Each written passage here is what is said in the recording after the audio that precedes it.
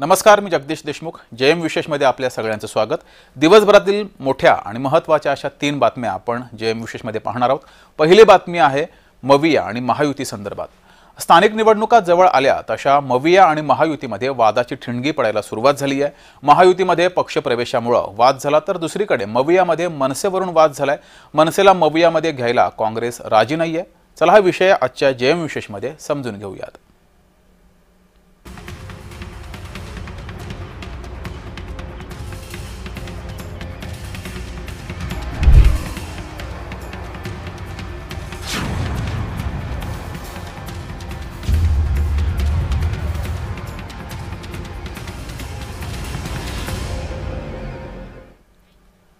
तर आज सुरुवात झाली ती ठाण्यातून. ठाण्यामध्ये भाजपा नेत्यानं शिंदे यांच्या नेत्याच्या कानफाडात मारली. ठाण्यातला भाजपा शिवसेना वाद त्यामुळे विकोपाला गेला. नारायण पवार यांच्यावर मारहाण केल्याचा आरोप केला गेलाय. प्रकल्पग्रस्त नागरिकांचे मुद्रांक शुल्क 100 रुपये केल्यानं शिंदेंच्या सेनेकडून करण्यात येत असताना श्रेयवादावरून ही मारहाण झाल्याचं समजतंय.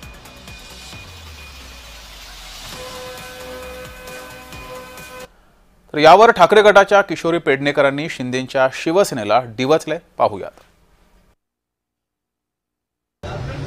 भाजपच्या कार्यकर्त्यांनी शिंदेच्या कार्यकर्त्यांना मारलं. अजब आहे. मै हुडॉन बोलणारे गेले कुठे? बापरे, चांगलं आहे. मी त्याला समर्थन नाही देत, पण जे चाललंय ते चांगलं चाललंय. तर केवळ महायुतीमध्येच नव्हे तर मवियामध्ये सुद्धा राज ठाकरे आणि त्यांचा पक्ष मनसे हा कळीचा मुद्दा ठरतोय. राज ठाकरेंना मवियामध्ये घेण्याला काँग्रेसनं विरोध केलाय. दोन्ही ठाकरे बंधू एकत्र आल्यानं आम्ही शुभेच्छा दिल्या. आम्ही त्यांना आमचा निर्णय कळवलाय, असं वर्षा गायकवाड यांनी म्हटलंय.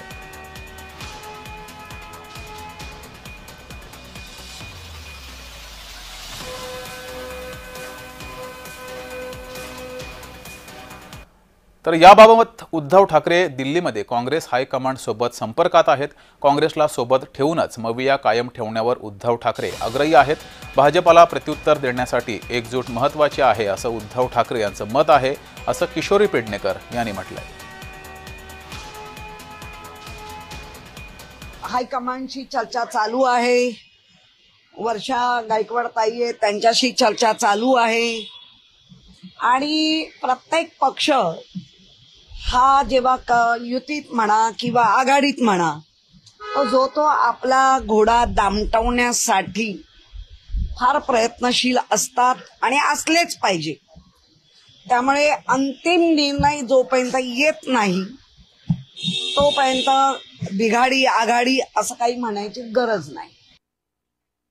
तर दुसरीकडे आगामी निवडणुकीमध्ये शरद पवार हे काँग्रेसची साथ देणार असल्याची चर्चा आहे. शरद पवारांनी काँग्रेसच्या नेत्यांना फोन केलाय. मुंबई पालिका निवडणुकीसंदर्भात सोमवारी किंवा मंगळवारी बैठक होणार आहे. या बैठकीकडे साऱ्यांचं लक्ष आहे आणि या बैठकीतून काय नेमका निर्णय समोर येतोय याकडेही साऱ्यांचं लक्ष असेल.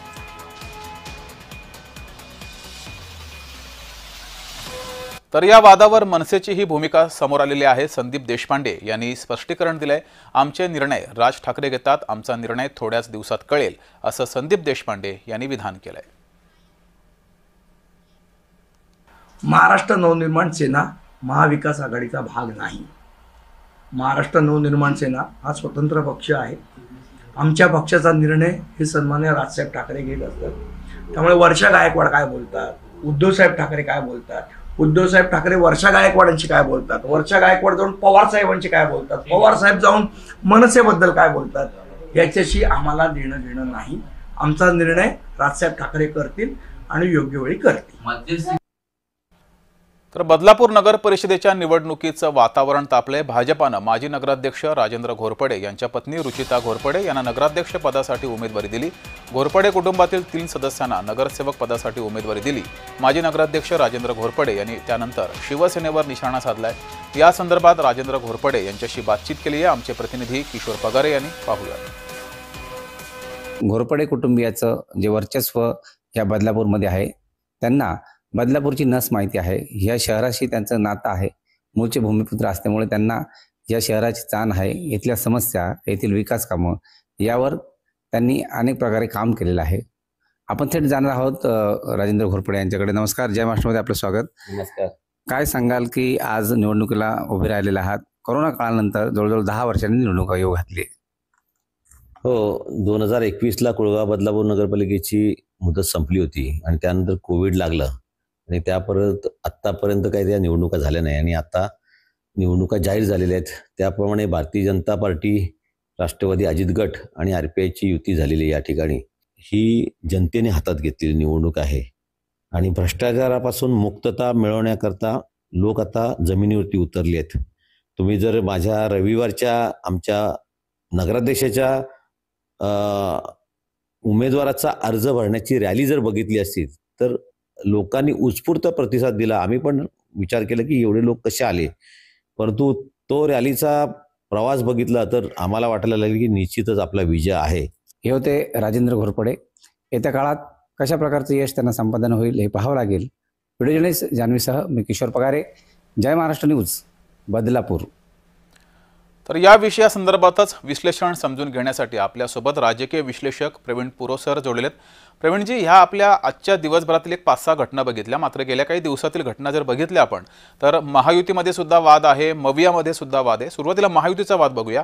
महायुतीमध्ये इतर पक्षातील नेते इतर पक्षांमध्ये घेऊ नये, एकमेकांचे नेते हे एकमेकांच्या पक्षात घेऊ नये यावरून वाद झाला होता. एकनाथ शिंदे यांची नाराजी अद्यापही दूर झाली आहे असं वाटत नाहीये.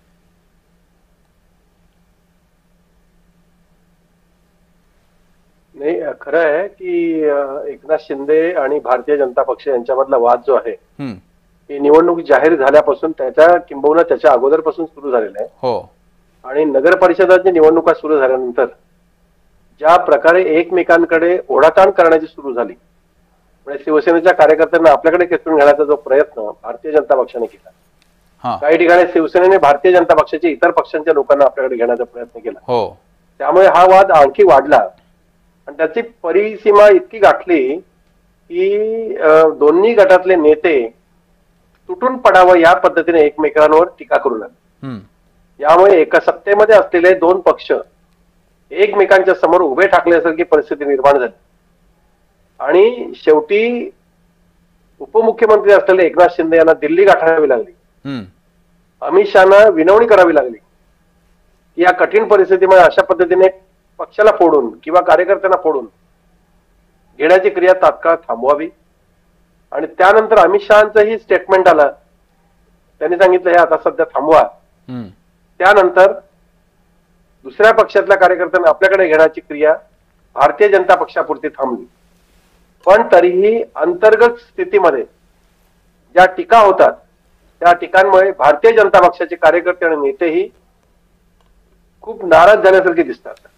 उदाहरणार्थ सांगायचं झालं, कोकणामध्ये निलेश राणे यांनी पत्रकार परिषद घेऊन आपले वडील नारायण राणे यांना कोकणात जो अधिकार होता तो त्यांचा अधिकार काढून घेऊन तिथे युती करण्याला मज्जाव केला.